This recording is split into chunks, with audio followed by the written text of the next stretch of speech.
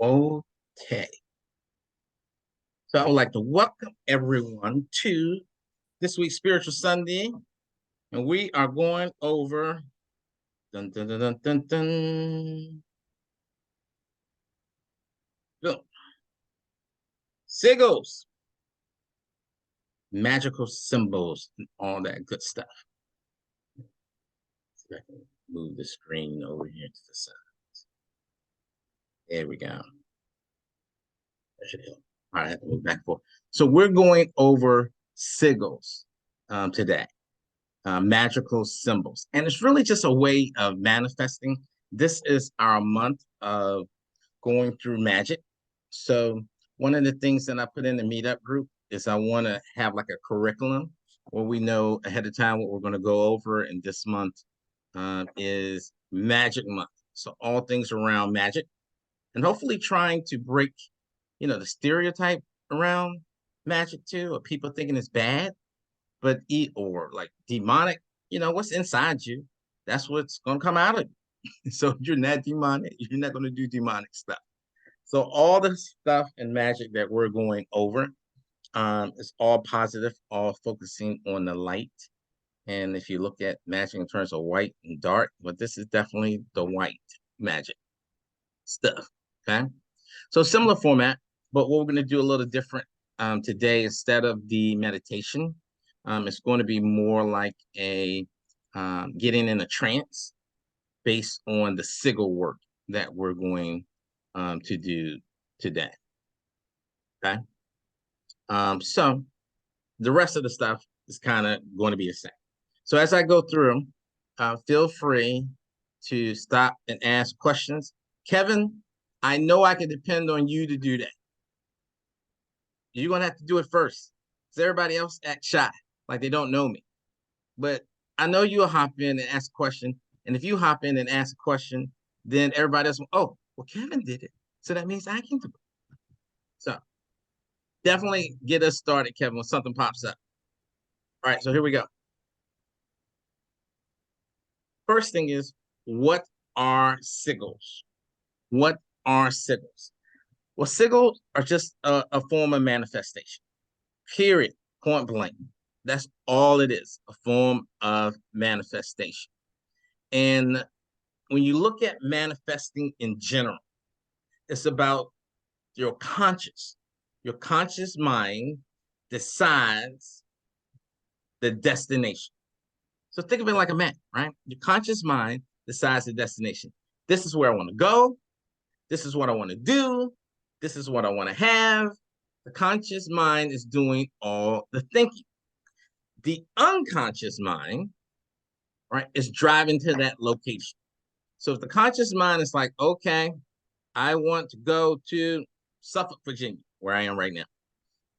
And the unconscious mind is going to do all the work. It's going to drive. So I want you, even though we're going to be talking about a modality that is new to some people, maybe a lot, I don't know. How many of you, is anybody here familiar with sigils? Ever learned about sigils before? Nope, first time. Okay. Kit, how about you? You're like a spiritual giant. You mess with sigils before, Stanley? I know about them, but I haven't really like I guess you could say practice, using them. Mm-hmm. Yeah. Okay, cool. Got it. So you're familiar with it, but you just haven't like dove in it deeply. Right, right. Well, we're gonna dive, back swim in it deeply today. Okay, cool. All right, anybody else? Saul, what about you? I wouldn't be surprised if you knew about a sigil or two. By the way, everybody, you know the sign for Om? That's a sigil. That's a sigil. So they're all around us, even if we don't know them as that particular name. Okay. Now, a sigil and the use of a sigil is a spell. And we talked about, I think we talked about last Sunday, Jesus, Yeshua. There was a time where this lady was accused of adultery, Well, I say accused. They just flat out said she was guilty. She had done it. She did it. And a bunch of people circling around this lady was about to stone her to death. And Jesus wrote on the ground. And when he wrote on the ground, people looked at the message. And then after that, they all started to slowly walk away. But what he wrote on the ground was a sigil. It was a spell. And that spell allowed anybody who read it to see their own sins. Because right before that, before he dropped the mic, Jesus was like, anyone around you who hasn't sinned, cast the first stone. And then Jesus cast the spell, wrote in the dirt. Everybody looked. Oh, snap. I didn't know he knew about that. Let me go ahead and peep out of here. And then Jesus looked up and he said, Madam, where are all your accusers? And she was like, they're gone, Lord. They're gone. They're not there anymore. I'm also going to tell you something that the Bible doesn't tell that Jesus did too at that particular point. He also erased the spell that he cast, which is something that we need to do when we do the sigils. After you ignite it, initiate it, start it, kick that sucker off, then the next thing after that is we have to erase it, okay? So that the subconscious, the unconscious can do its works. So what are spells? Spells in the simplest form. And I'm going through this because I don't know about you guys, but at least for me, there were certain connotations around the word spells and magic, but I just want to soften it and just call it for how it is because over the years, you had so many people that just threw dirt on magic. And Jesus did magic when he was born. The Magi, M-A-G-I. The three wise men, they were called the three Magi. That means magicians, which is coming from Zoroaster. And that particular religion, which is one of the oldest religions and foundations there are. Okay. So sigils are casting spells using symbols as a form manifestation. Da, da, da, da, da. That's it. That's a breakdown. Manifestation is taking your conscious mind. I want this. This is my will. This is what I want to get. And then you plant it in your unconscious so that it pulls things to you. Like when you want to buy, when Kevin wants to buy that new red Mercedes, and then he starts seeing that new red Mercedes everywhere he goes. His unconscious mind is pulling all these different things towards him. Or same thing happens with spells. You take your will, whatever you want, and you activate your will. That's called manifestation. And sigils are just one form. Like, yeah, positive affirmations. Well, this one is a sigil where you're casting the spell using symbols as a form of manifestation. Okay. So sigils are the monograms of thought. Sigils are the monograms of thought. So what we're going to do is take a look at one of the founding fathers of sigils, because this is Occidental magic. And Occidental just means the USA and London. That's what Occidental means. Make sound fancy. So you have Occidental means Western. So this is Western magic as opposed to Eastern magic. And a gentleman in 1886 was born, and he departed this earthly realm in 1956.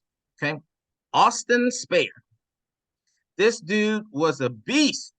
Okay, when it came to sigils, he was a fantastic artist, painter, but he also dove into magic a whole lot. And there's really two guys that when you look at the beginning of magic as we know it now, right? And this is one of the guys. And what you see over here in the drawings, these are sigils. So remember, what's a sigil? Okay, we just went over it, right? It's just a casting of a spell Using symbols is a form of manifestation. That's all a sigil is. So these over here are sigils that he drew. He was casting spells around a particular thing. What would you want to cast a spell for? Maybe you need healing. I'm going to cast a sigil and do a spell for Harper today to do a healing for her. You can manifest money. Everything you normally can manifest, don't freeze up here. It's the exact same thing. It's the same thing. This is not, well, it's fancy, but it's no longer a mystery because we're going over it now.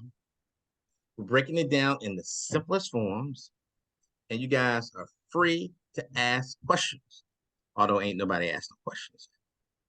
I'm just assuming that today I got my teacher A game on. Either that or somebody's watching the football game. What time is it? Okay, the game ain't on. All right, so I know y'all would.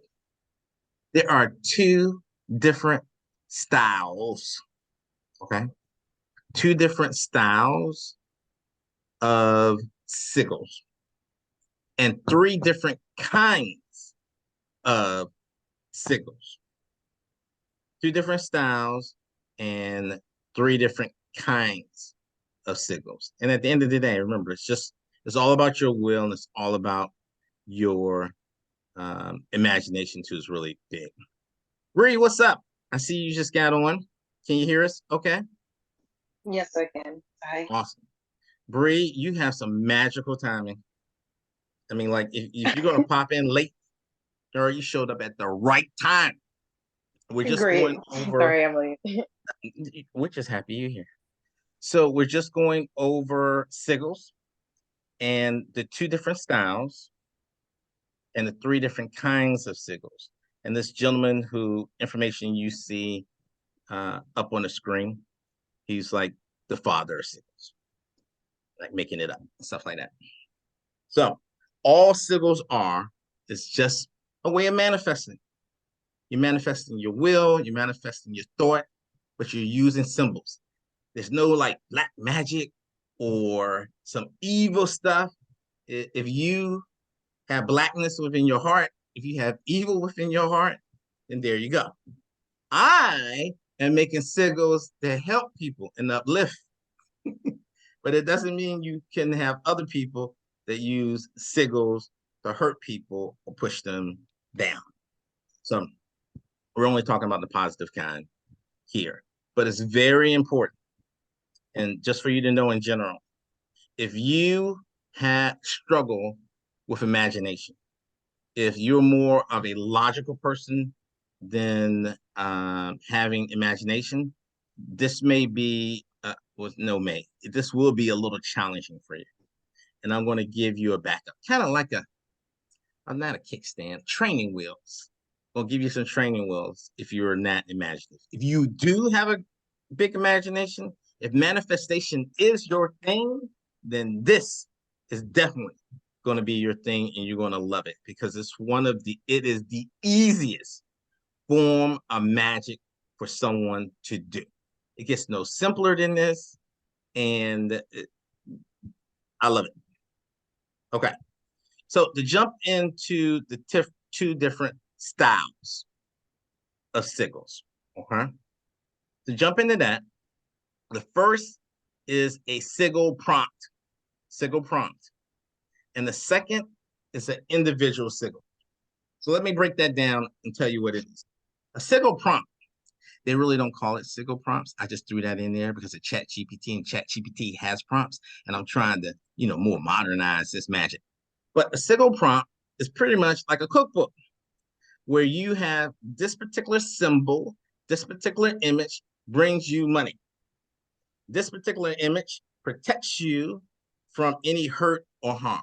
This particular image heals you. Sigil prompts, okay? Basically a cookbook of ingredients. You need a little of this, you need a little of that, and then boom. It's also the weakest form of sigils.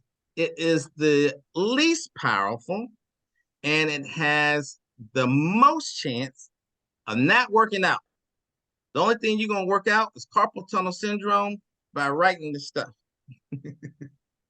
Because when it comes to sigil, when it comes to this form of magic, what you do from your heart and what that image means to you is more important than what that image meant to someone else who made up that cookbook, who made up that sigil prompt.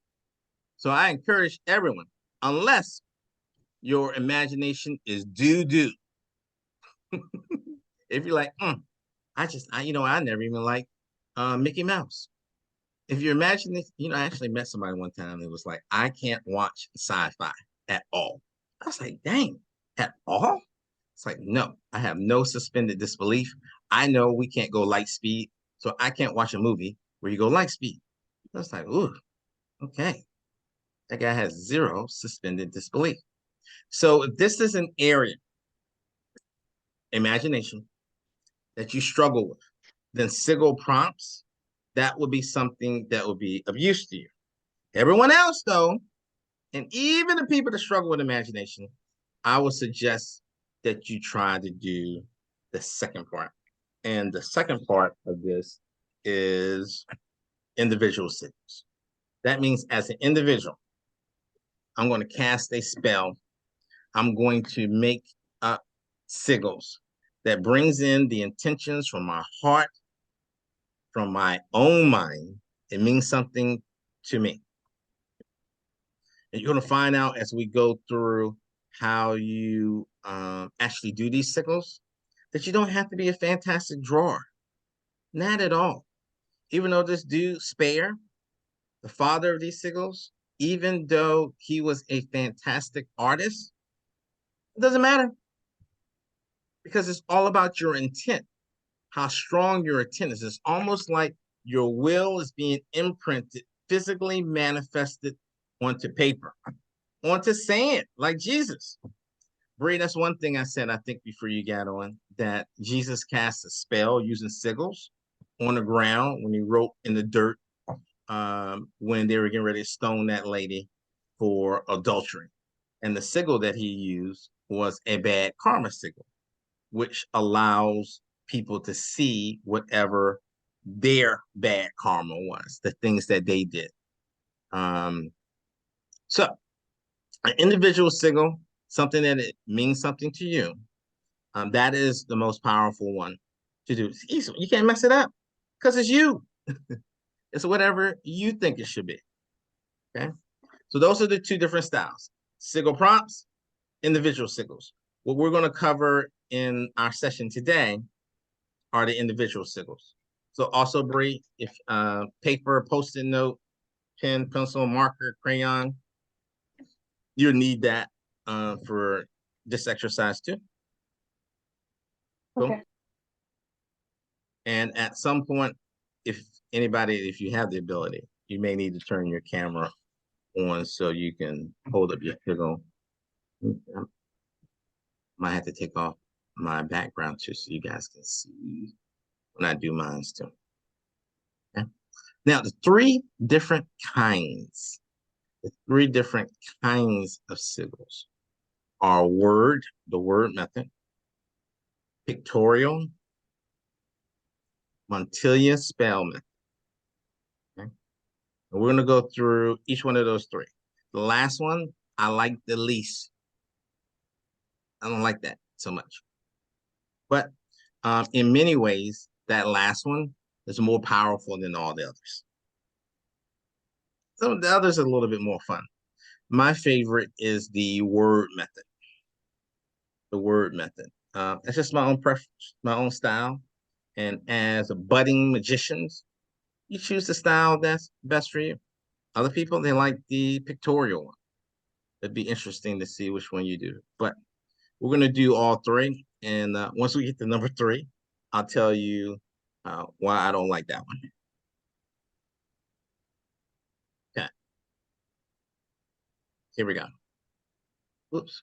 Something didn't come out from what I wrote. Give me 1 second. Thanks. No, why that didn't work. All right. I'll fill it in when I get there. All right, guys. I know 2 things. Number 1, there is a God. And number 2, it ain't me. Sometimes I make mistakes. And number 2 is definitely mistakes. I don't know why that came out, but you know, it's Mercury retrograde. So technology and stuff are bound to happen. All right. So what we're going to look at now are sigils. And I'm going to show you an example. I'm going to show you an example of a sigil that was made, and then go through and explain it to you and how it was broken down and stuff like that. So in this particular case, you write out something that you want. You write out something that you want. So let's say that what you wanted in this case is you wanted the strength of a tiger. You wanted the strength of the tiger. So you write the statement out on a piece of paper. This is my wish to obtain the strength of a tiger. All right. So for right now, whatever you guys wish or you want to manifest, type it out in the chat.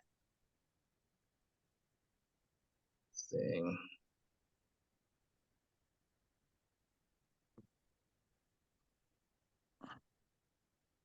It's the interactivity of it.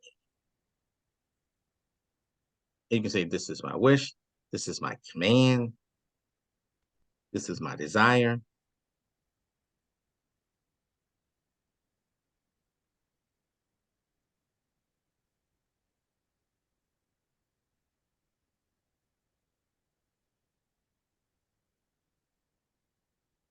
Boom. Put mine in there.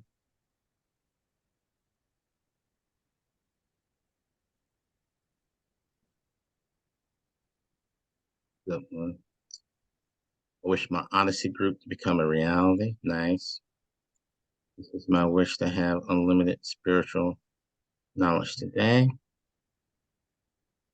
I wish to manifest an amazing relationship with my partner. It's a good one. Purpose to be happy. Yay. Good one, Harper. These are all good. And the reason why I'm saying they're all good is because we're saying it in the positive. You know, much like how you put together affirmations, you wouldn't want to say an affirmation in the negative. The negative would be, this is my wish not to be fat. It's like you wouldn't say the universe is serious. Make them fat. Like that's not what it said. But for some reason, that's just how it works. You will say, this is my wish. I want to lose 20 pounds or be healthy. Okay. Anybody else putting it through?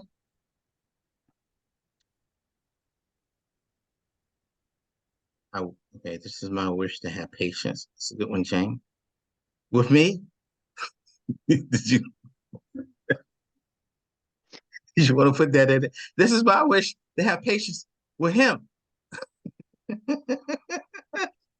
Lord, please don't let me whip his ass. Okay. Saul says, I wish to live in a community where everyone accept and support everyone else. Oh, that's beautiful. This is my wish to be healthy. I like that too, kid. Okay, these are all great. All right. So the first step is the sentence of desire must be formulated and written down in all capital letters. So everything we just did in writing, right? Now what you do is you put it in capital letters. Right? So just hitting all the caps.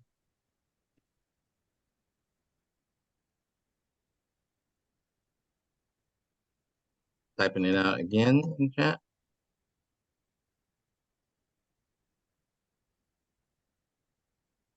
And the reason why is, again, you're just trying to cut down the interference that the universe may have when receiving it, because capital letters is going to make it so what you want, it's almost like a louder screen.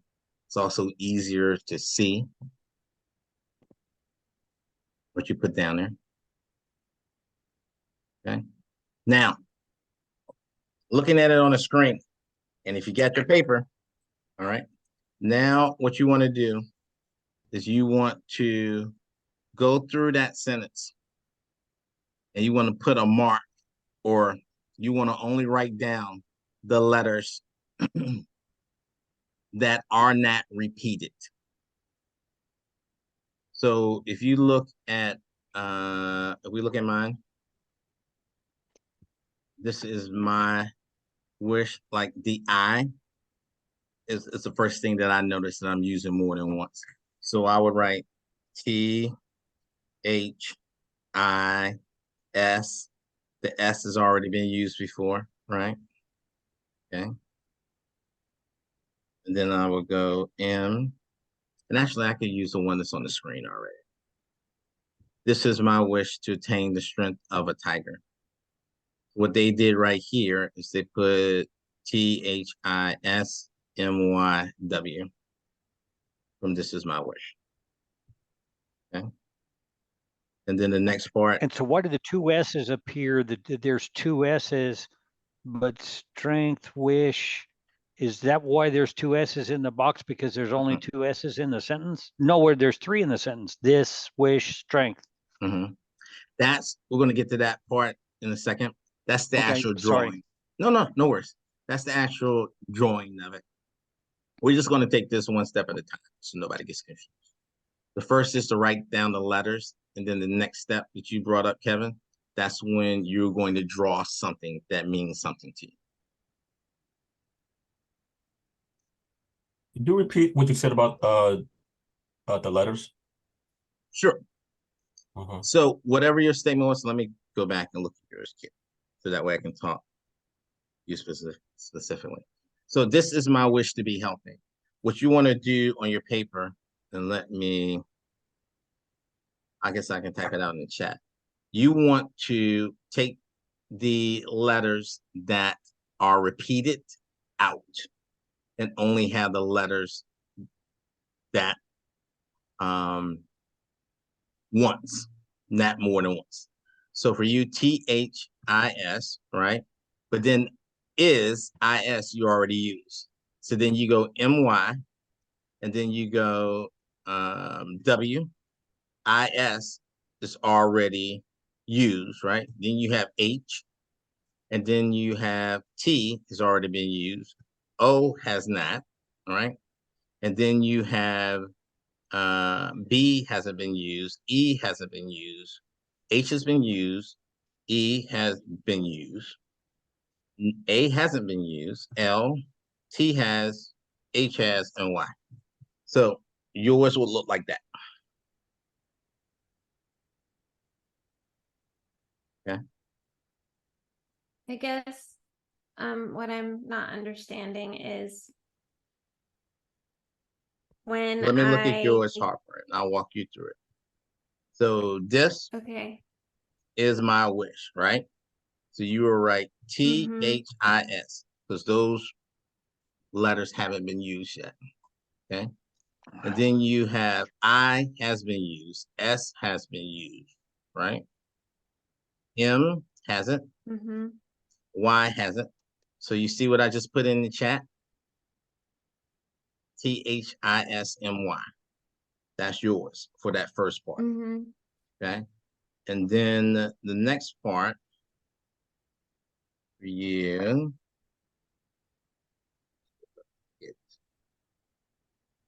Where's Harper? Then you have W hasn't been used. I has been used by you. S has been used. H has been used. Right. And then you have T has been used. O hasn't. And then you have fulfill. F hasn't been used. U hasn't been used. L hasn't. F has. I has. L has. And then you have M has. Your Y has. And then, so you got Wofu. So far, yours is THISMY. Whoa. Cool. Okay. You got that? Does that make sense? Yeah, so basically it's you use the letters the letters as they come up the first time. Mhm. And I guess the confusion is when you were saying, it sounded like I thought if I had two S's that I wouldn't use S at all. So that's where I was kind of confused, but I think I get it now. Okay, Cool. thank you. You are welcome. Anybody else? Everybody good? Do you have to say this is my wish as Nope. as You say opposed whatever to you want I to. wish? You can say Oh, okay. whatever you want to. I command, I demand, whatever you feel comfortable with.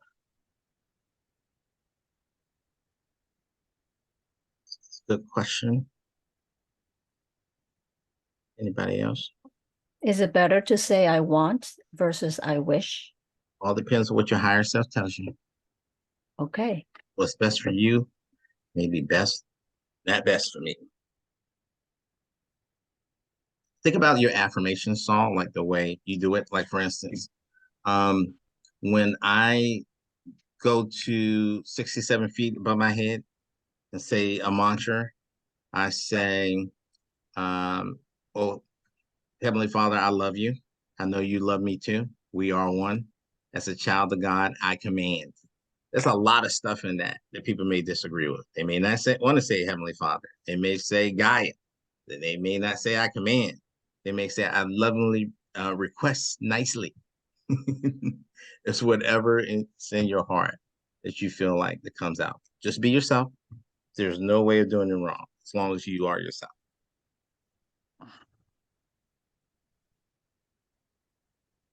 I didn't write my own out. HISM.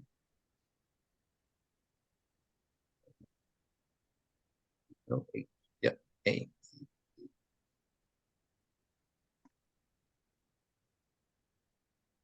I'm writing mine out real quick.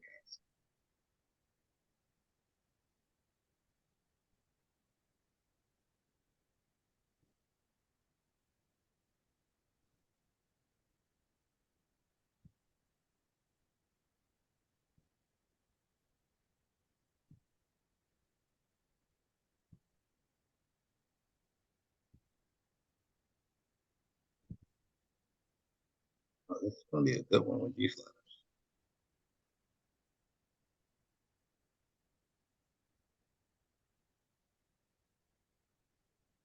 Okay, I'm done.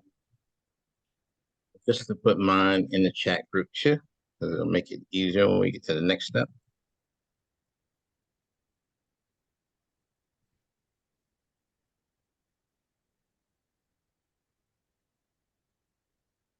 Oh.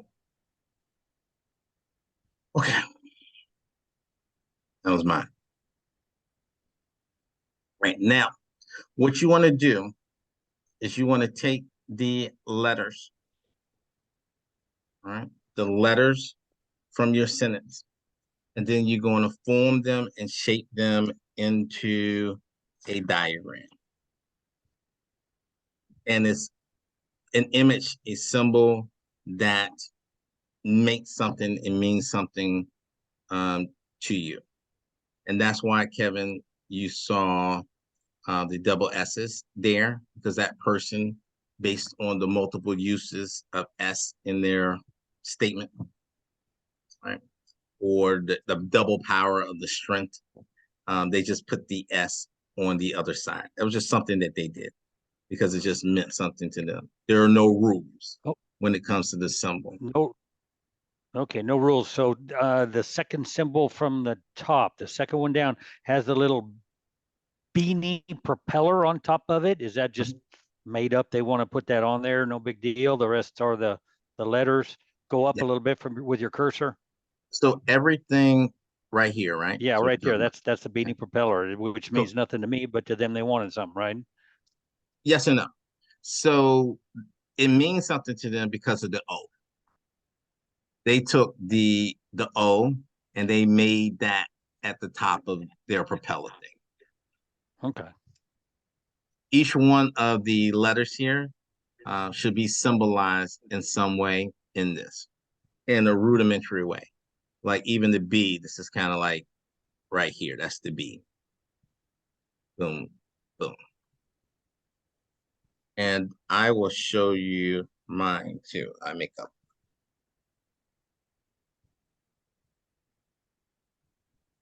Then we can show ours. And do we use the first sentence or the second one that All we of did? You should only have one sentence. No, we have one sentence, but then we did that second, what we just did where we pulled out the letters. Yeah, you use the letter part. Okay.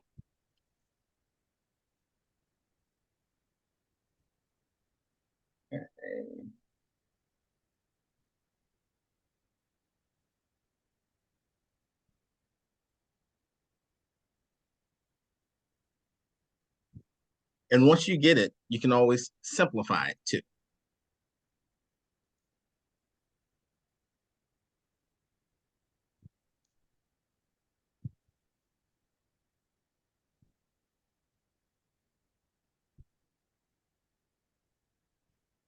Hmm.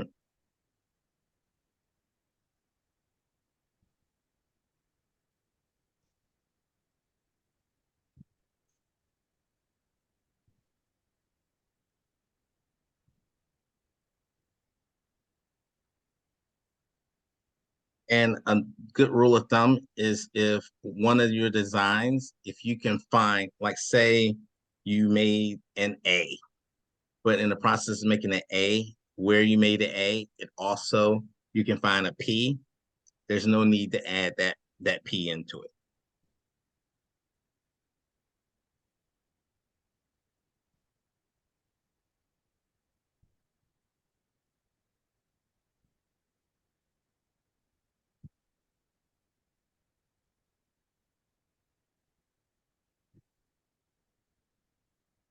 So I'm just curious, as I draw out things that represent the symbols, Mhm. can it be just a representation or does it have to look like the symbol, like the letter? The first go around, it should be look like it. And I give you an example of look like it. You see this area right here? That Mhm. can be a B because it's boom, boom. That's what I mean by Oh. look like. Okay. Thank you.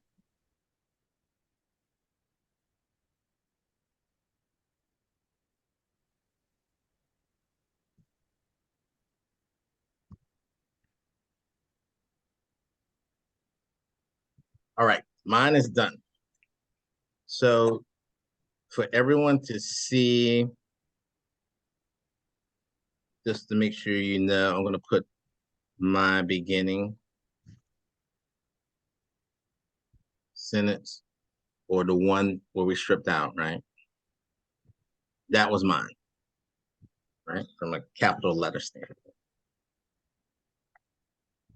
And this is the sigil that I got out of that. So for this particular one, all of those letters, I can find those in that. So you have, and I'm going to call it out so you're able to kind of see it as you go through. There we go. Let's do this. T. Everybody see a T in mine? It's easy, right? Mhm. H. So I started off and I made the T there. And then when I saw the T and I had the H, I was thought, okay, all I need is that line coming across there. And then for the I, because I made that, that was already there. I didn't have to add anything for that.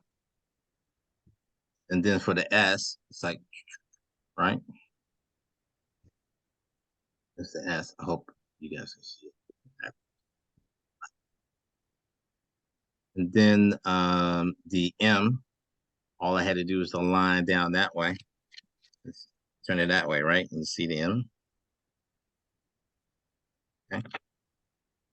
Actually, cool looking design. I like this. So it doesn't have to be vertical. You can turn it as long as it's there, or left, Yep. right, top, bottom, diagonal. It Mhm. just doesn't matter. Yeah, so like right here on the screen, this could be a P, with this being the line, and then that's the circle. Yep, just as long as it's in that image. And it doesn't even have to be circular. It could be angular, the P. So the P could have like a box Yeah. on the side of the vertical line. Okay. All right. Okay. So no rules, like you said, no rules. You just, Sure. if you see it in there, it is in Mhm. there. It's kind of cool. It's like free. It's liberating. And then you have the R, right? So for me, it's like that line was already there. I drew this one, right? So that's like the R. The U, it's a whole bunch of them that could come in there, right? Like that, like right here. And then the L, easy, right? A lot of them. And then the K, boom, ba, ba.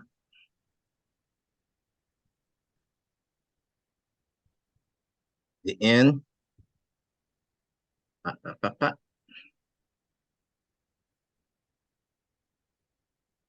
O, I'm just taking that section.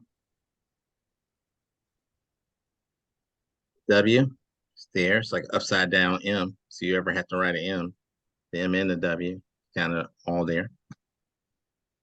The D, boom, or boom. And then the G. For me, it was like boom, ba, ba, boom. That actually was, I think, the line I had to G. So that is my signal right there. All right. So I'll pause there before we get to the next step, number 5. Anybody want to show their signal? It's show and tell. Okay, we'll do Jane first and then Kevin. Kevin, you may have to take off your background like me. Let's be able to see it. Oh my God, that's good. You're just a So I signal guru. So I have a T. Then you see the H is here. The I, an S, the M upside down, my Y, a couple of different places you could find a Y. Yeah. W, obviously the other way. O is down here. My A, and then a V. And then the E is this whole thing is the E. The P is down here, upside down. And then the N we went through, and then, oh no, the N is here. And then the C is down here, Good job. right? Yeah. And for everybody else, I just went through it mine in depthly like that, so you guys could see how to go through. Oh, okay. Sorry. That's all right. You were in a row. I wanted to see it. Okay. Kevin, you wanted to show yours too, right? So the spotlight. Here we go. That's a good one. I like it. Okay. Anybody else?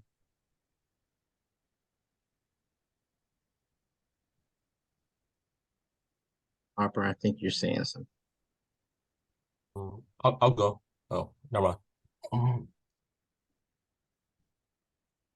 It's there. I'm feeling that. It's pretty good. I wonder what it means too, because you guys are writing yours kind of tiny. I took up like every piece space in my paper. I'm greedy. I guess my manifestation is just greedy. Hit, you said you wanted to go next, right? Let's see if I can replace my. Wow. Oh, see, that's what's up. Can you pull it back a little bit, Ken? It's a little blurry. Hit. Thank you. There you go. It's good. It's good. Yeah, man. I like that. I like that. Cool. Good job. Almost looks like one of those guys in the emojis. What? That's the what the hell emoji. Somebody else?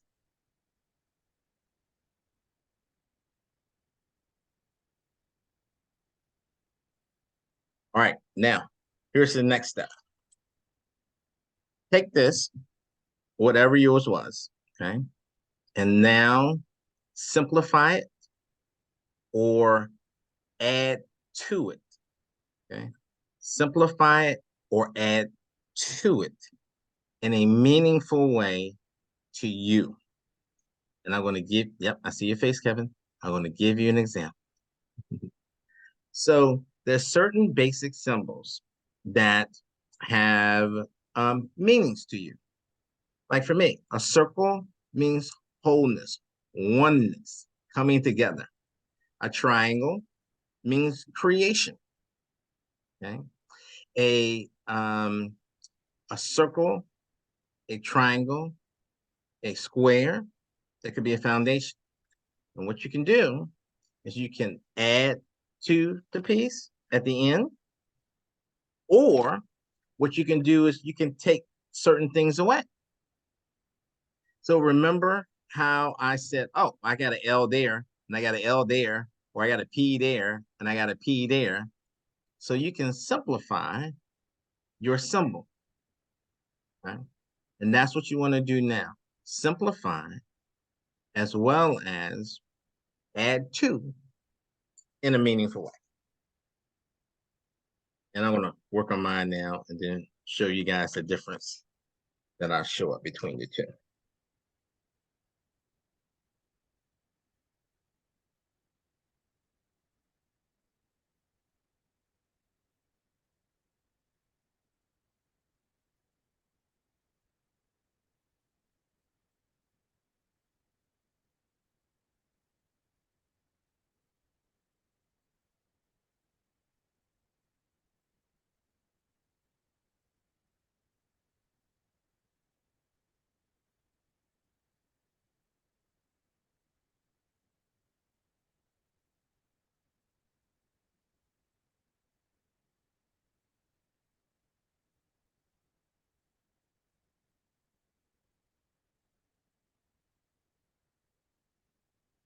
Yeah.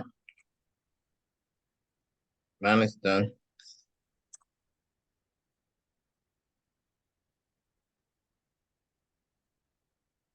Done.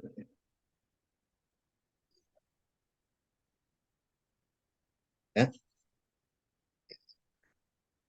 This is weird. I didn't even plan this. This worked out pretty good. I'm going to put a little B for a little A for after.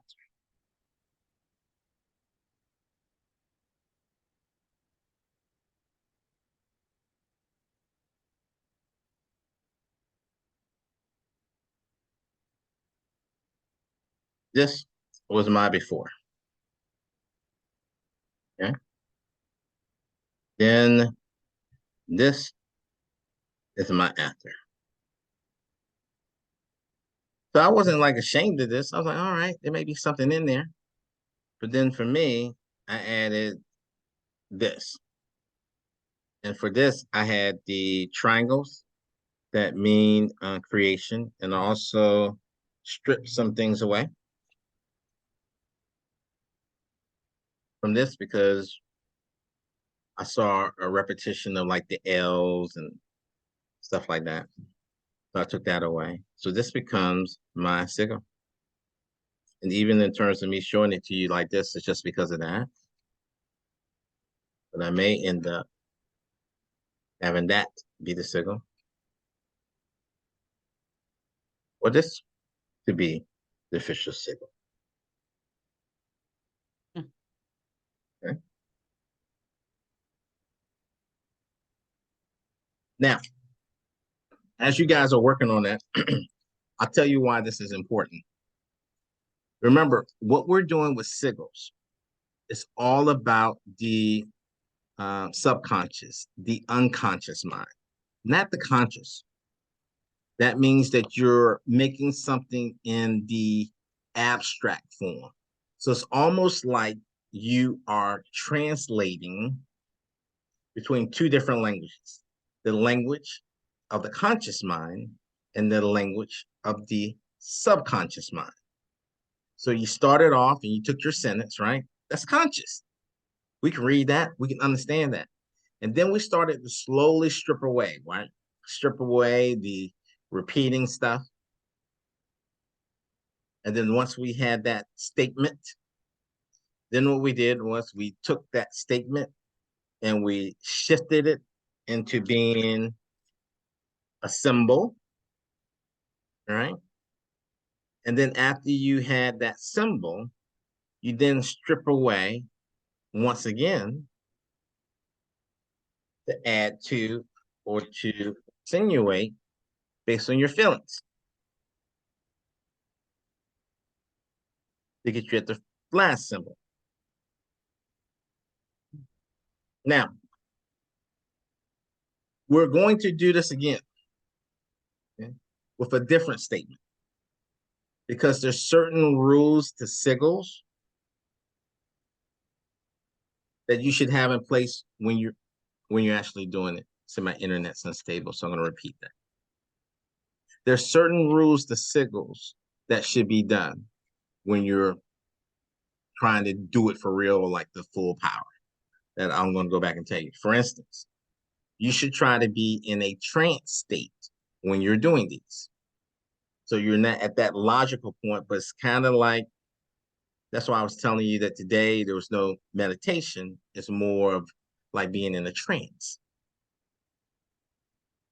It's also important that when, after you initiate this, and that's what we're going to talk about next, how you initiate it, that you're able to forget what you just initiated. So it's really about controlling your mind and your ability to put this, like, I really do not remember what I said as a statement in order to build the signal. But that's because when I started this, I knew I couldn't hold on tightly to what it was. Like I just don't remember. And in this state, what I would want to do to initiate it, okay, is I would just want to focus on that symbol.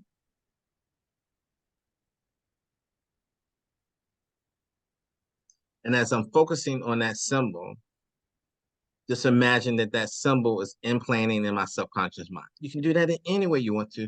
There are so many multiple ways of doing it. And those ways of how you can implant, don't shoot the messenger, okay? I'm just putting this information out, and you're going to know what I mean after I say this, because you're going to see that I said it really fast. So as you're focusing on this and how you can initiate it, because you really don't want to hold on to what the meaning of this was when you first started writing. Remember, you are translating it into your subconscious mind. What you really want to do is just focus on that symbol. And as you're focusing on that symbol, the ways that you can initiate it is sexually, mentally, physically, emotionally.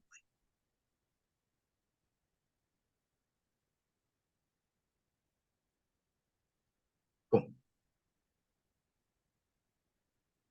Now, anybody else want to show theirs? Your new improved version? Hey, Janie. Let me replace that spotlight. There we go.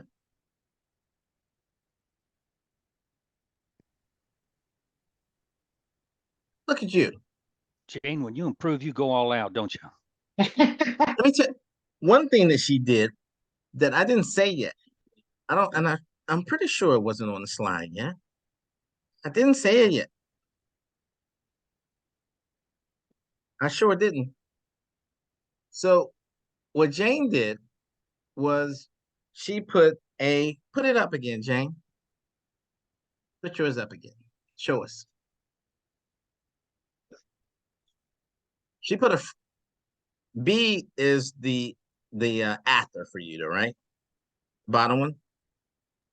With the is that bottom one your revised? That's your revised version, right? Because it says AB, but I don't think you meant after and before. Yep. B Yeah. is B is the revised one. Okay. No, my second is the after. Yeah. Okay. So the last thing that you do with your sigil is put a frame around it. And Jane ended up putting a frame around her. I really But I think like that the peace symbol in the middle. I really think, Jane, that you're remembering this, not learning it first time, because you put a frame around it. And the Yeah. reason why we want to put a frame around it at the end is number one, so you're focusing just on that symbol. It's like a further message to your subconscious mind. And the frame that you put around it can be any type of frame you want to. It can be a square. It can be a triangle. It could be a circle. You decide what that is. Cool. Thanks, Jane.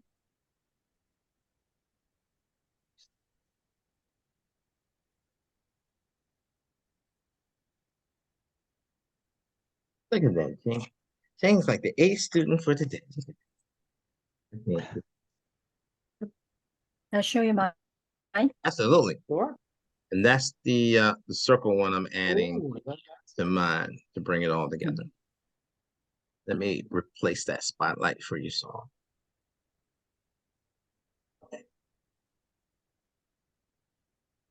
Okay, Saul. Oh, a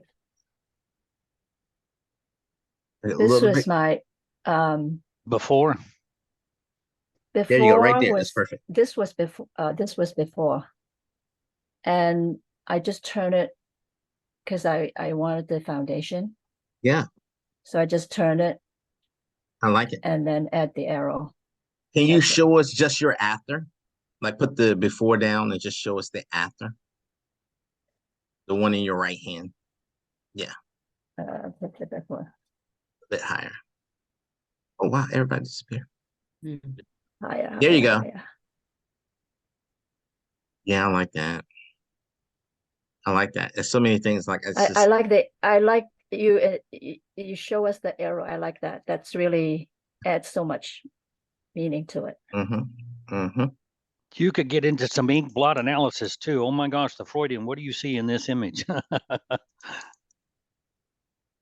That's really good. It's really good.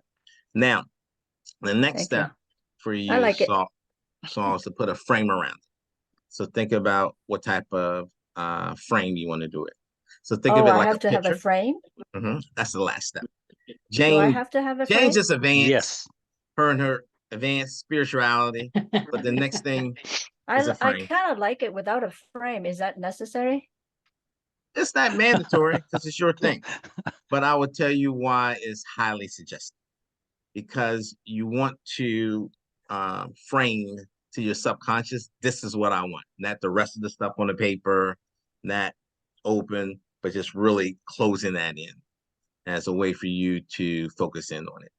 And you choose a symbol that matches your intentions, your will. So like a triangle is creation, or a circle is oneness and unity, or some people may feel that it's a shield to protect.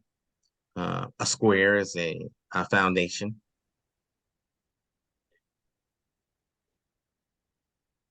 Okay. So Saul, just No. draw a box around it, but using invisible ink. There you go. Use invisible ink. Do I not like that. listen to Kevin. You know what's You know, part of it is because I find I like the shape because like if putting a frame, I feel like it makes it in my mind limiting it. It's like I'm penning you in, Got it. you know? But I mean, think that's what he wants, is for you to pin it in, to pin that one thing to be able to focus on it. If I'm understanding what he wants the frame for, Got it. exactly to pin it in. So two to things. pin it in. Number one. Okay. Number one, I always suggest to everybody. Always do what your heart says. And number two, see if your damn heart is wrong. So if you develop that sigil and it doesn't happen, then that was wrong. Then go back and try something different. But if you develop it and it manifests and comes true, stick with it. Stick with what you know. Just keep in mind, you're not trying to do this consciously. Well, my mind tells me this is right. Well, you're going to be dealing with your subconscious. But do what you feel. I'm just explaining to you why certain steps are suggested, but you always have the free will to go outside of that, see if it works for you, because every magician is going to be different. But if you do it because you know this is going to be the best way for me to implant this in my subconscious mind, not my conscious mind. Do you know what's interesting? If you look on the right of Saul's shoulder, look at that fence or something. Doesn't that look like a sigil? Yeah. This They're wrought not iron letters. thing They're not letters, looks but like they're it looks like a sigil to me. Yeah. not And remember, there's three letters, different though. kinds of sigils. You have the word, you It have could the be someone's picture. representation of letters. Mm-hmm. Cool. Anybody else?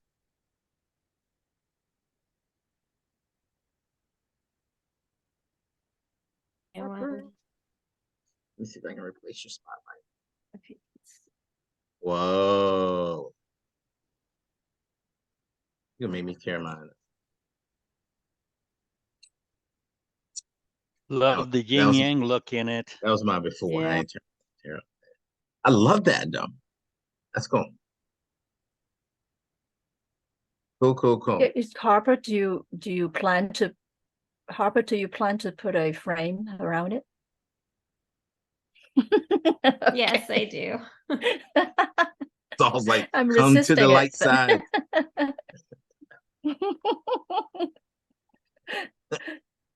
Awesome. Okay, so now what I'm going to do is I am going to go back to the deck, and we're going to go to the next phase, right?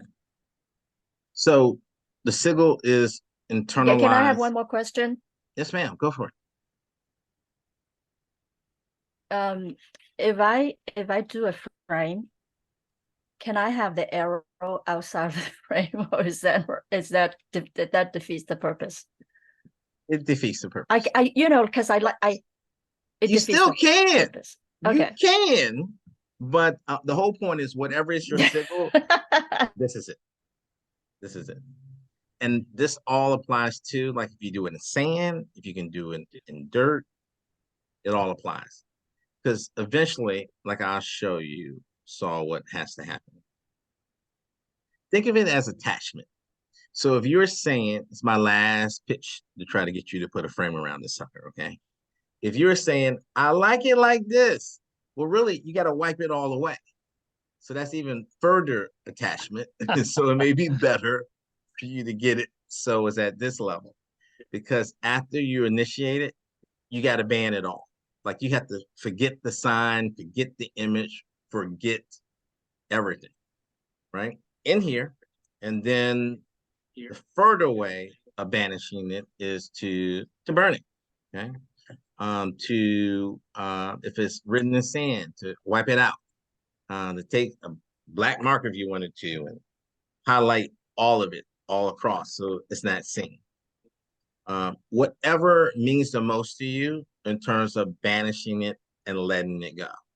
It's just like when we manifest in meditation and you have a thought and you're supposed to send it out into the universe and then you let it go and you clear your mind.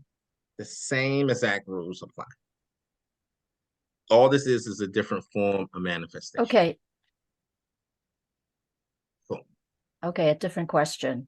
Can I have different colors? Yes. Absolutely. Okay. I like that. Okay, then I like it.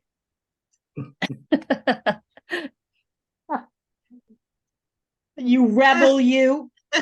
Yeah, because I immediately thought, people tell you don't think think outside the box, right? Why Right. why do you want to frame it and pin it in, you know?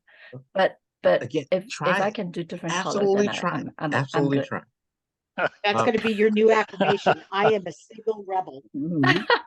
I like the idea of thinking outside the box. I like That's it. me. And depending on what you wrote it on, that's kind of framed already, right? I got it on a square piece of paper. That paper has a frame. It all means what's in your heart. Oh no. So you guys want to go through and do, I'm going to move on to the next one. But and then we'll see how much time we have at the end. But I want you to understand that normally when you go through this, when you're going to do it the right way, it's not as cerebral. You're not in your head as much. That you're writing out that statement that you want, and that's pretty much the last time you're in your head. From there, you're getting into the trance, right, of the letters and going through and allowing yourself to kind of drift as you write, because it's all about attention and intention and the energy that you're putting towards your sigil. You focus just on that. You go from focus on what you want to manifest to focus on that sigil to then focusing on the diagram and shaping it to finalize. And then from that state, right? Or are you just focusing on the image, totally letting go of the words that what you wrote, totally letting it go as it begins to seep into your brain. You can even imagine pieces of the symbol coming up and going into your forehead. It's like so many cool ways you can do this.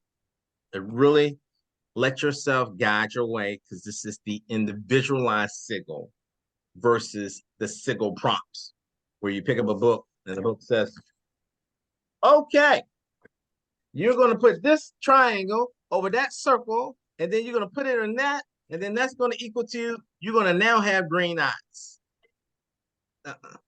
It's more powerful when you are making it up on your own. Okay. So we'll see if we can come back to this one. This type is a word sigil, where you're using the words in order to form your sigil. Now, go to the next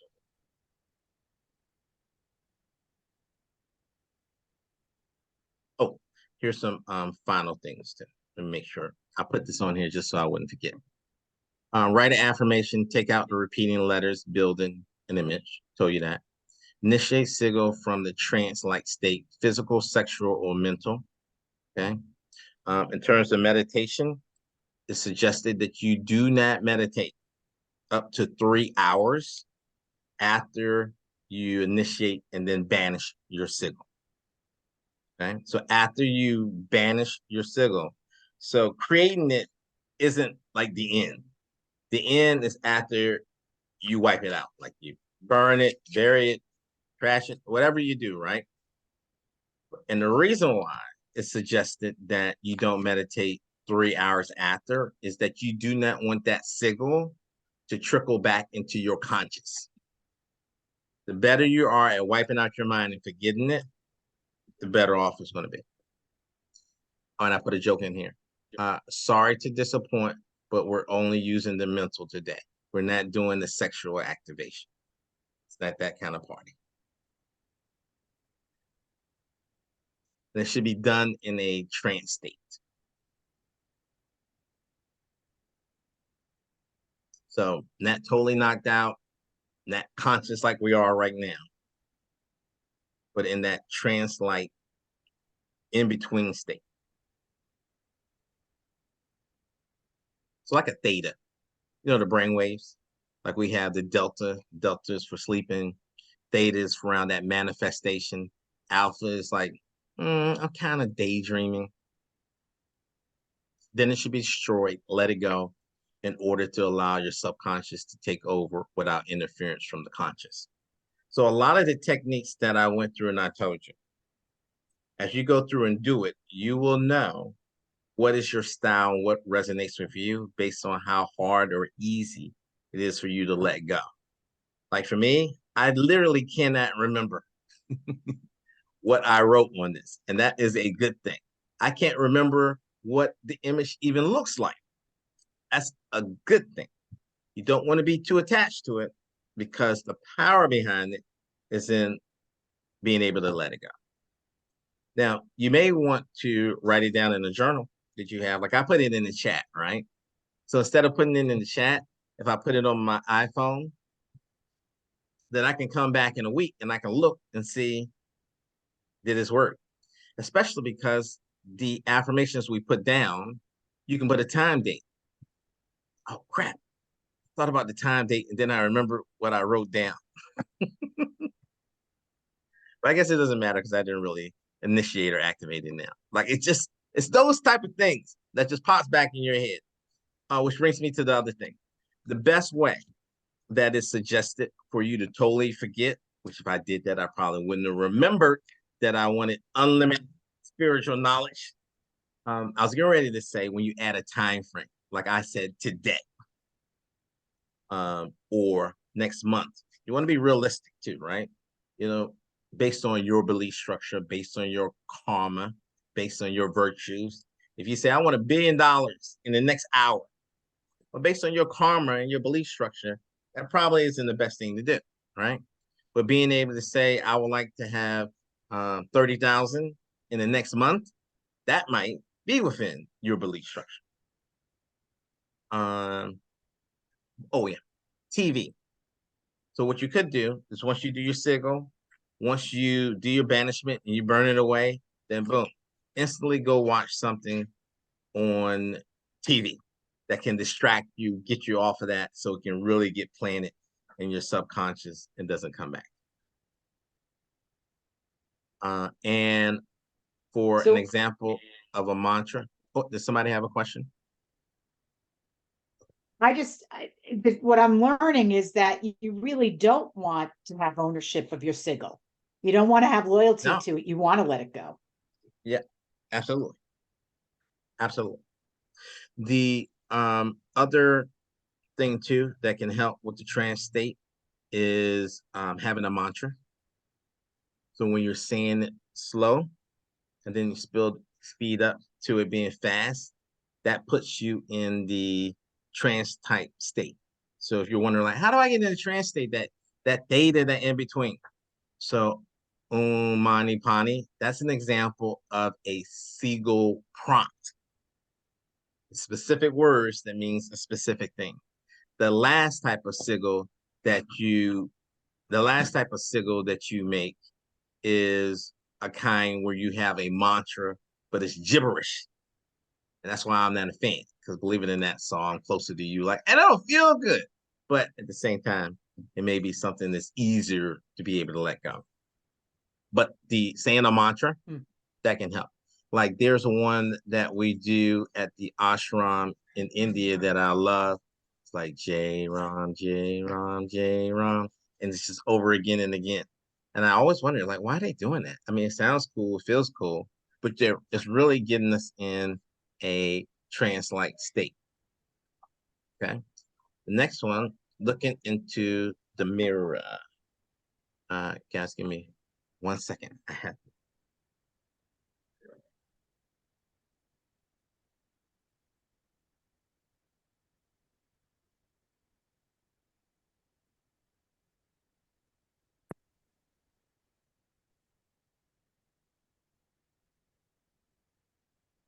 Okay.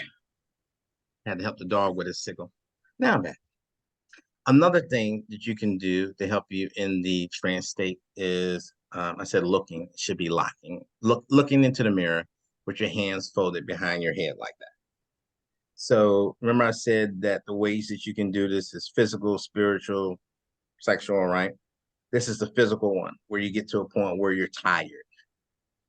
And just out of being tired, you're focusing on that image to help you get in that trance type state too. And looking in the mirror, it's suggested that you write on your mirror with something, of course, that you can get it off. Like I think lipstick. Kevin, you got some lipstick, right? I think lipstick is what you can write on your mirror and you can wipe it off of your sigil. Definitely works. chapstick mirror. works. You can write if you take a hot shower and write on there when the condensation's on there. That even stays after the fact when you move erase it. That's a good one. There you go. So these are just different things that you can do. We already said expressing the positive only. Like Nat, this is my wish, Nat to have something. Yeah. We're good. Discussing it with others may diminish its powers. Here we go. Number 9. The reason why we went through this first, and I said we might want to go through a different one, is because talking to people and their doubts, right? Even if it's friendly people, like they may not be as open-minded. So it's best to keep your sigil a secret so it does not diminish the power of the manifestation, what you're trying to do. Also, you want to forget.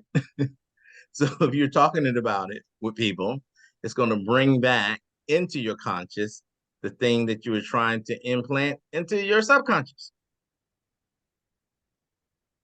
Okay.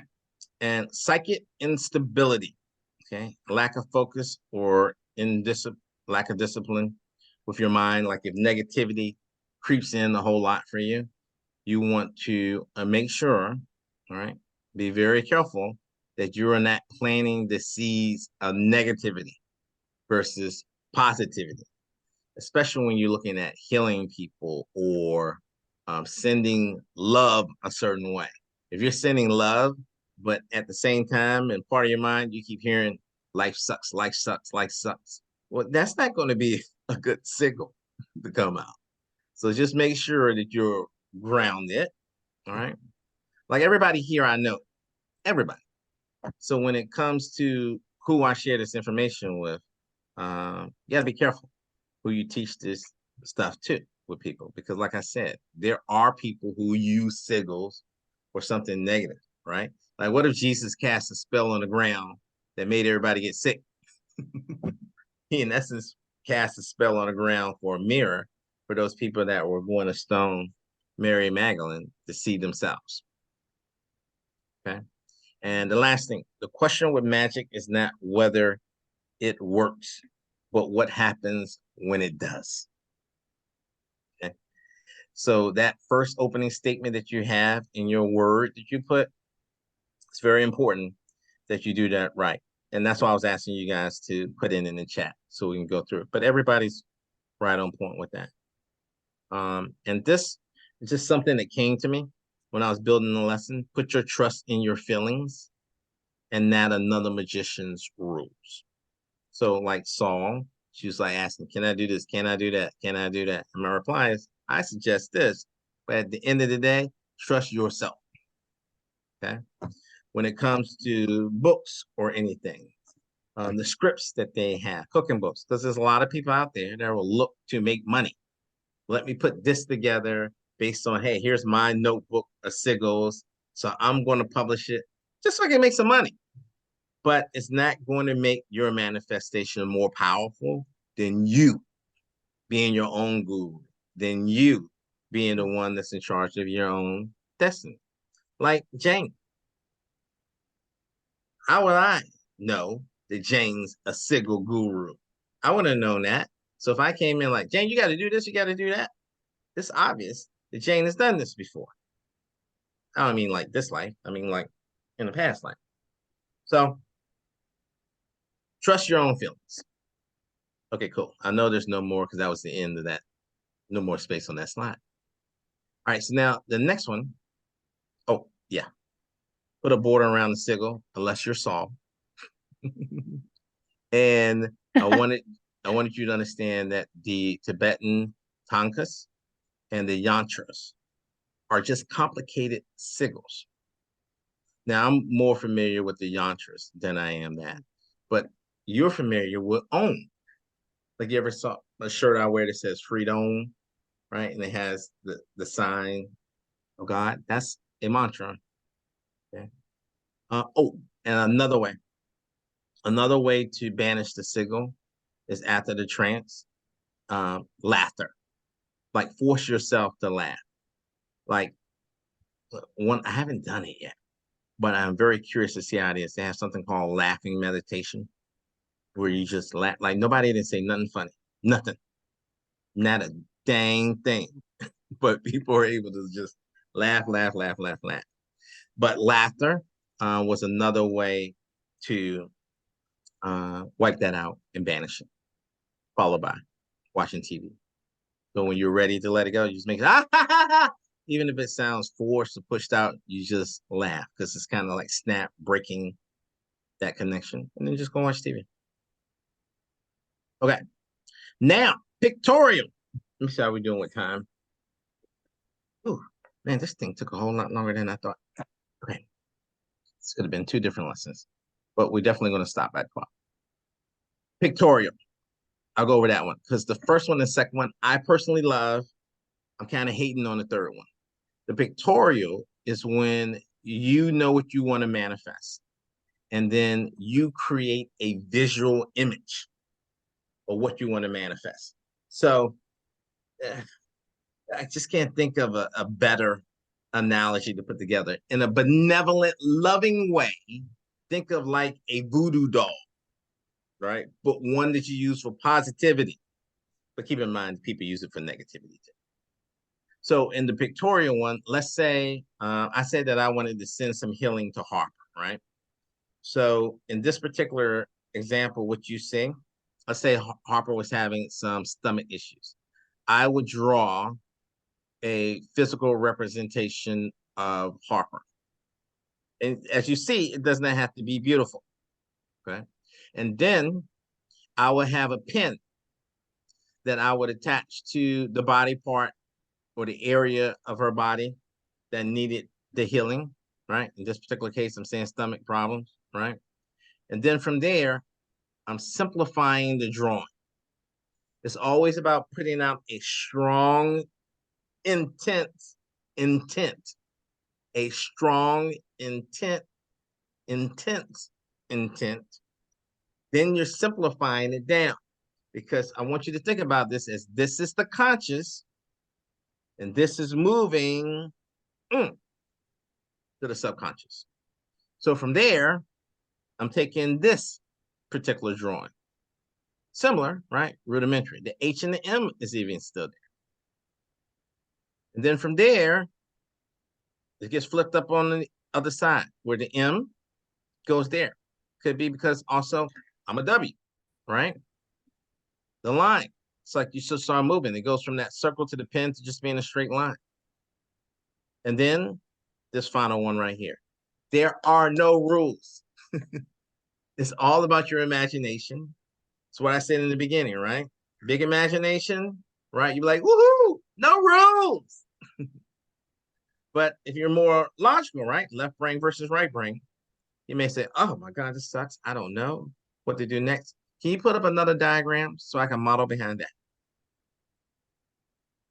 So what we do now is think about something you want to manifest and then use it from a pictorial and try to do it in 4 different steps. You know about the circles now. You know about the triangles. You know about the border if you want to do it in that. But try to take it so your sigil goes in 4 different steps. And I like using Post-it notes. So I'm going to take 4 different Post-it notes, and after I do mine,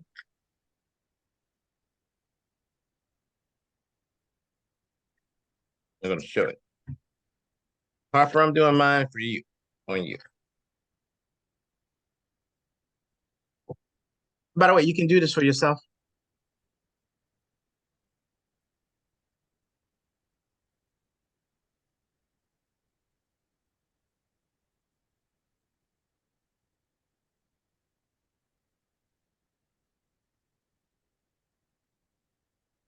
Put your intention into your sigil. Be focusing on what you want as you go through. Intentional moves.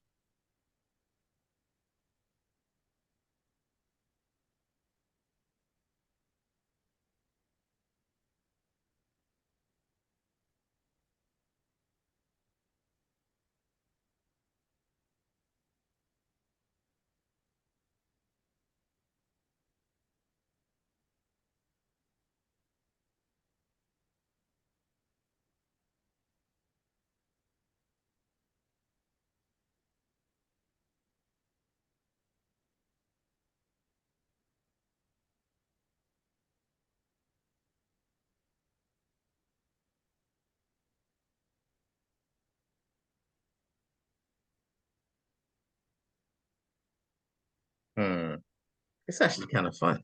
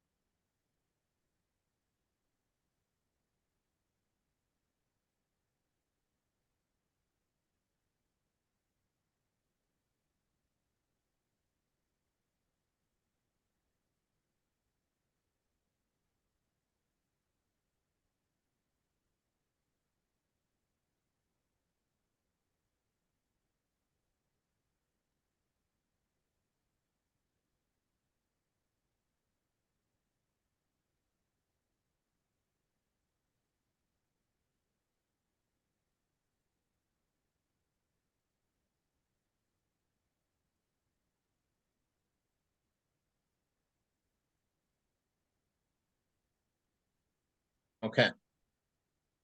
I am done with mine. Show you guys.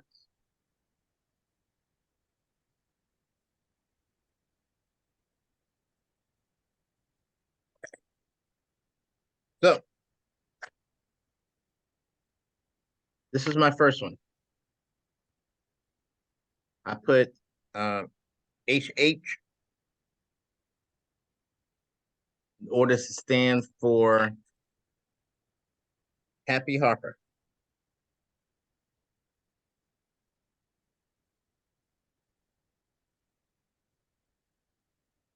Okay. And then my second one.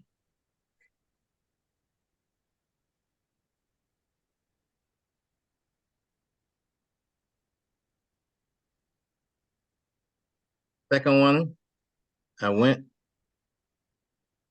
to the lines. Just put one H in there, like combining, but thicker, so they were both over it. Okay.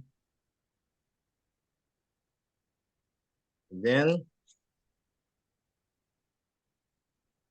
the next one, oops, I wanted to show you the progression of it. Numbered them. Then I went from this one.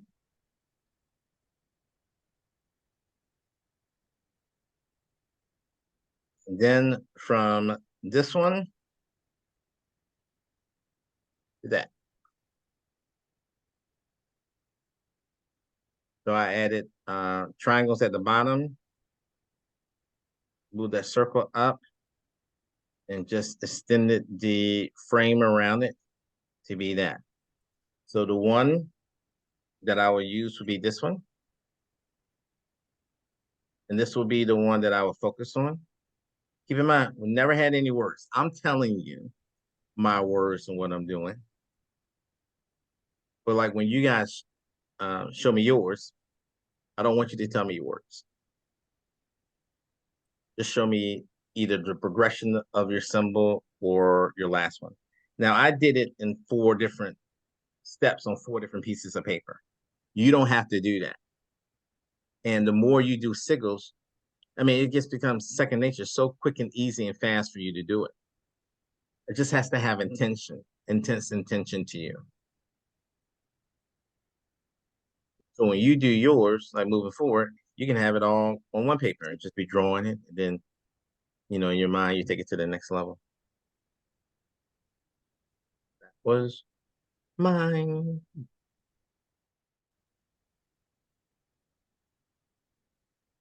Okay. And as you get into advanced sigils, you can have that one. And then you can have like this one, like you're making like a sigil sentence, sigil life manifestation. There's no limit to how far you can go. Okay. Who wants to show theirs? Come on, Sigil Guru. Why you being all shy, Jane? Show us your stuff. You I should be like, since I'm But the resident someone else guru. may want to go first. Come on, Guru. What you got?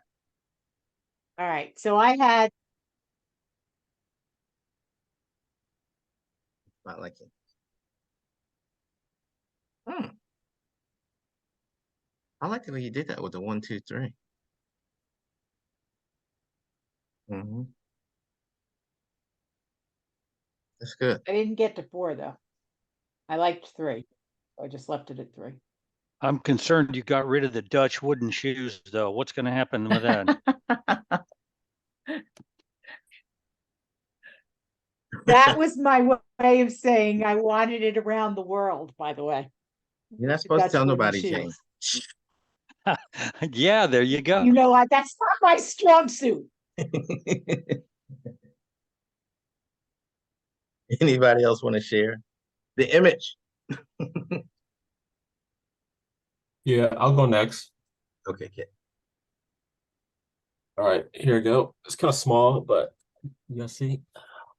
Hold on. 1, 2.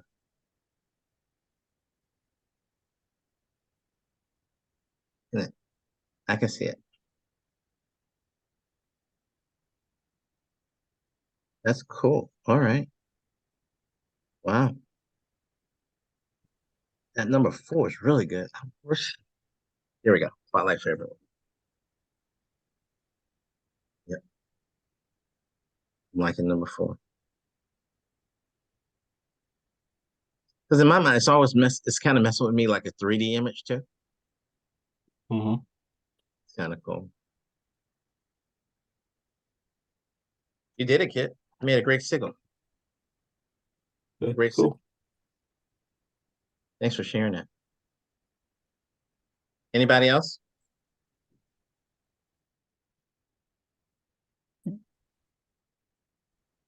Going once. And twice. We'll move forward. Right, 10 minutes too as well. The last one.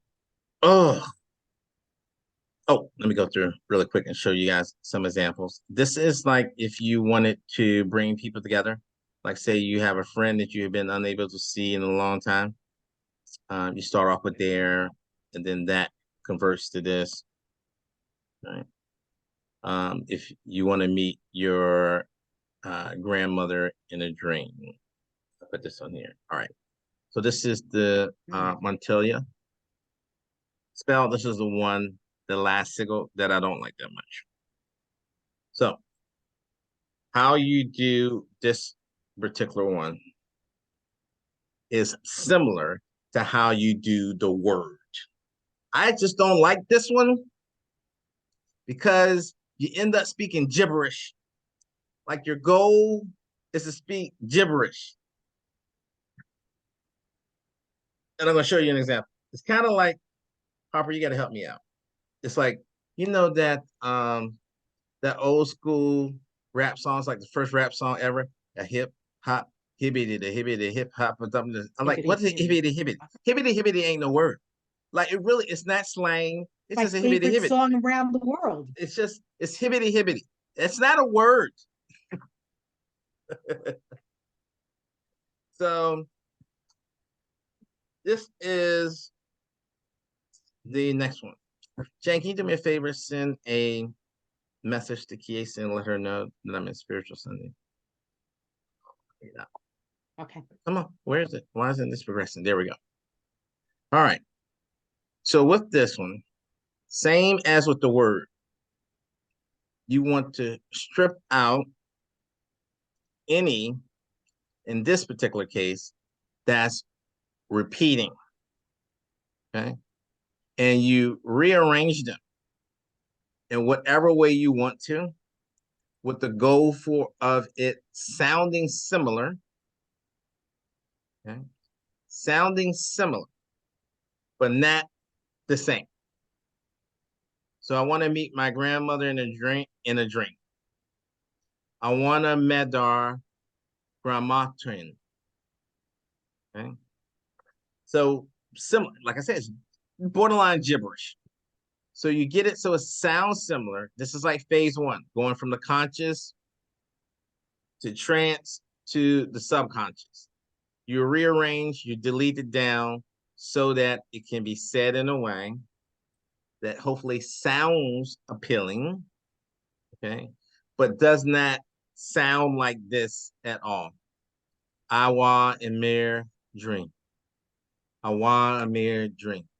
Awa Emir dream. Awa Emir dream.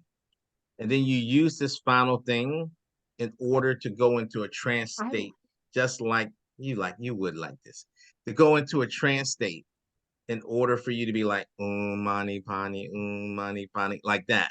But you're saying a hip hop hibbity. I gotta admit, when I did see I want a mere drink, that did feel good. That did feel good.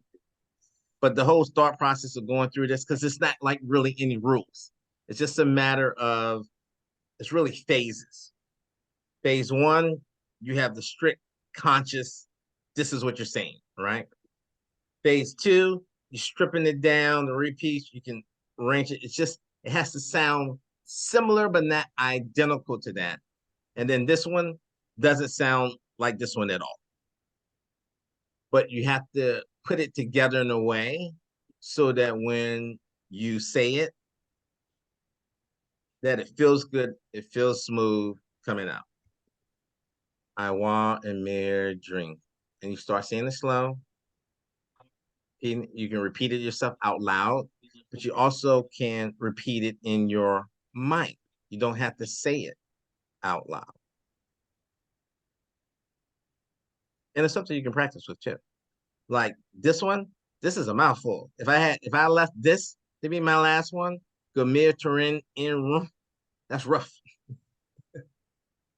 But an example of the Montelia spell is Yahweh. Yahweh, right? When you look at it in terms of the Hebrew way, stripping out all of like the vowels, it's only the consonants, right? So it initially came to them this way. And then they reversed it back the other way in order to be able to pronounce it. And in some, and something I read, they believe that Yahweh's name is really only pronounceable by singing it, like what we call singing. So it's kind of like,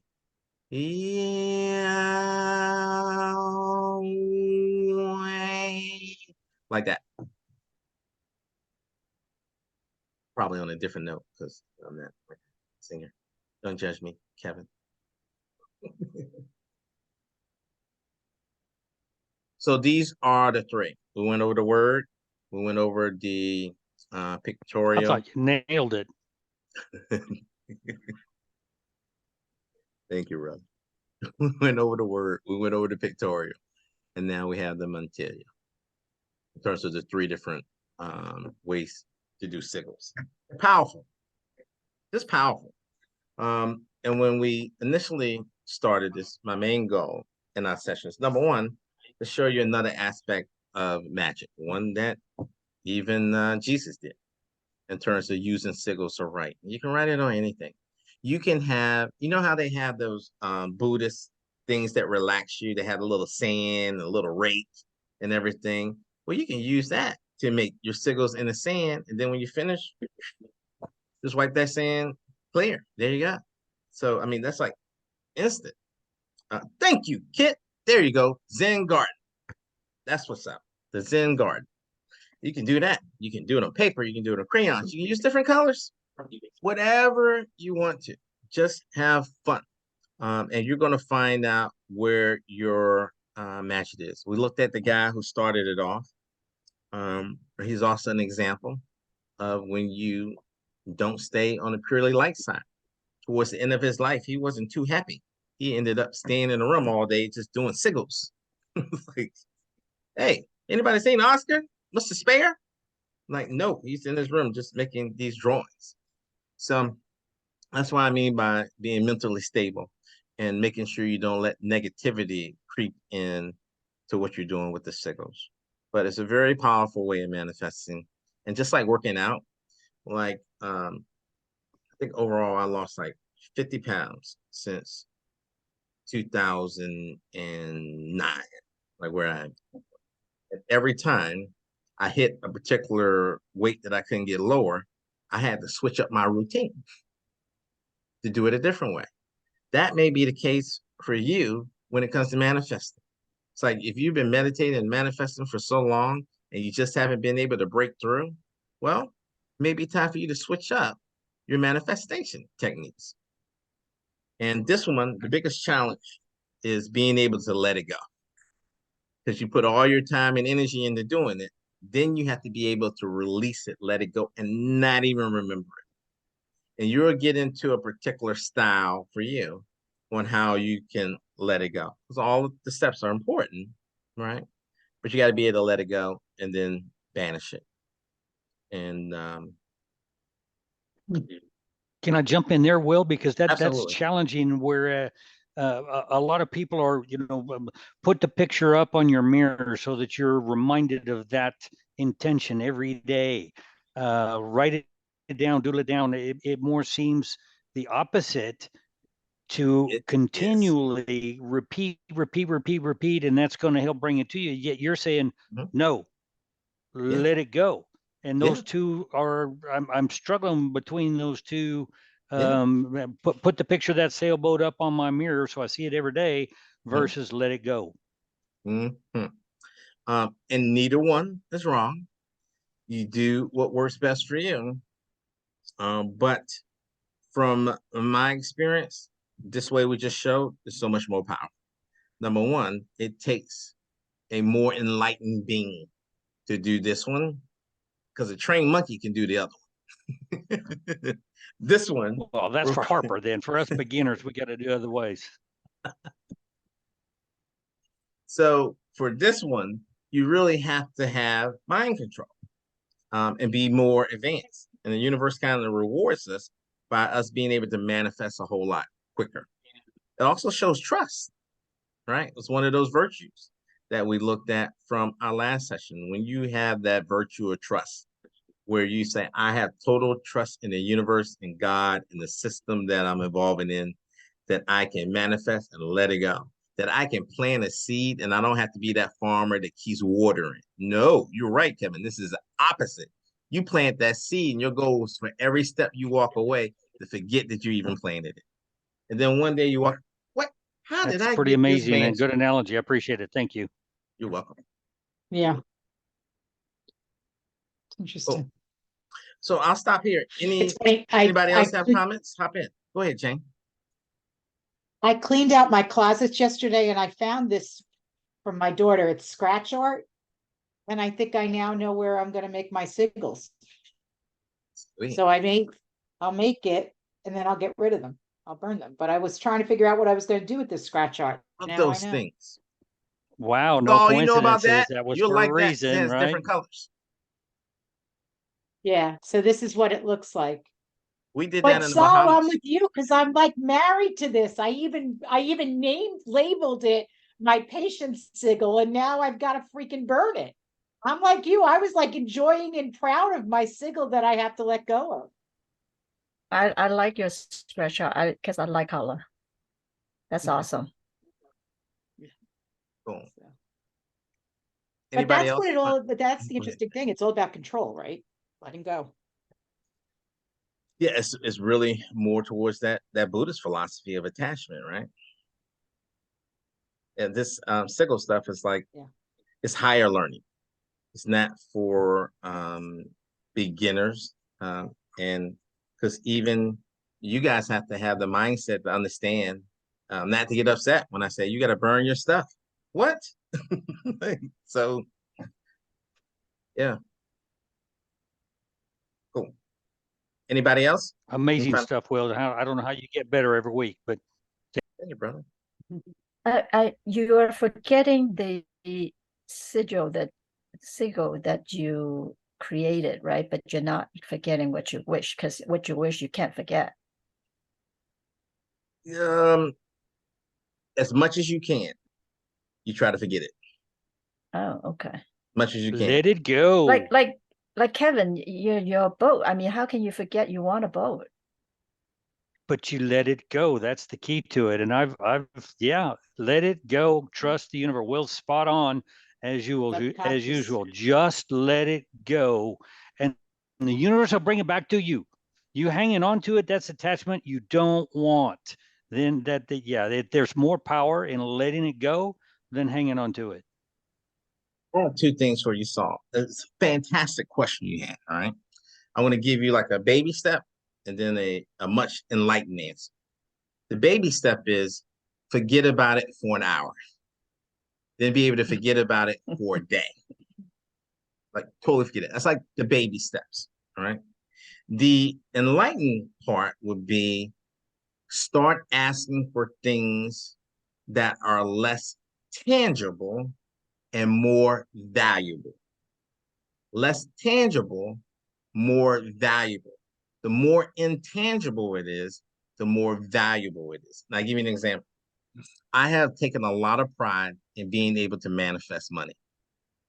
And last Friday, in the process of going through and learning about sigils, and I'm like reading 3 different books right now, I decided when I tell the team to manifest, and when I want to manifest, why am I not trying to manifest a virtue, right? Why can't I write a sigil around tolerance? I want to increase my tolerance or patience or any of those virtues that line up to the superpowers. I'm attaching to the money. If I need money tomorrow, then so I would say you're right. It's kind of impossible to forget about something that you urgently need right then and there. But when you start diving into the sigils and the power behind it, then it's probably best to back up and say, what are the virtues that will lead to that tangible need? And when you hone in on that virtues, you realize, I really don't need money. That's like a waste of a manifestation. I could have manifested to have the virtue of forgiveness. We all can use that a whole lot more. And when you pick up that karma of forgiveness, oh my God, so many benefits come through that you never have to say, I want to manifest water because I'm thirsty. Because the universe just has an abundance of stuff around you. So that's like the enlightened like message. And then you have the baby step, which is try to forget about it for an hour. Try to forget about it for a day. And the longer period you forget, the stronger that manifestation is actually going to become. Because you think about it, it's kind of like, well, I need this. You're still saying, I don't have this. But if you're not thinking about it at all, then it's kind of like you've already put in your mind, it's already happened. I don't even think about that. Like, there was a time where I was like, man, I got to learn how to say my ABCs. Well, I'm going to be in trouble.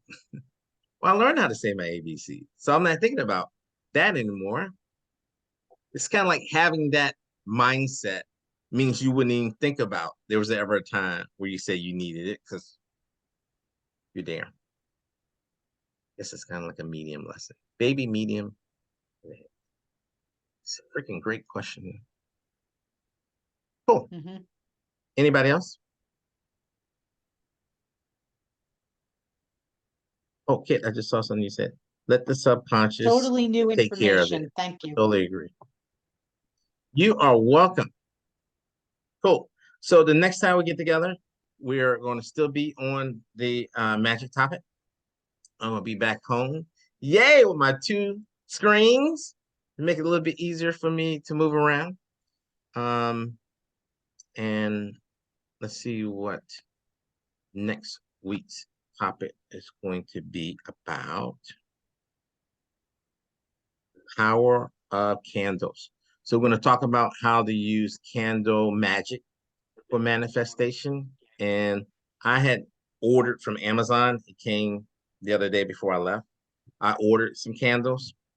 You can just get a candle set off of it. And I put down the one that I had. I also bought like a little candle table to use it. Just think of it as another form of manifestation. Another form, like we have sigils, now we have candles. We're just adding more tools to our toolbox. So you're just not like, please, baby, baby, please, baby, baby, please. Affirmation, but you get some other stuff. Let's mix this sucker up a little bit. Let's be a little 3D in that spirituality and that 1D. It's just a one-trick pony. Well, all you get is a hammer, everything look like a nail. I'm gonna affirmation your ass to death. So I get this. We'll try something different up in here. Okay, cool. I love you all, and I will see you next Sunday.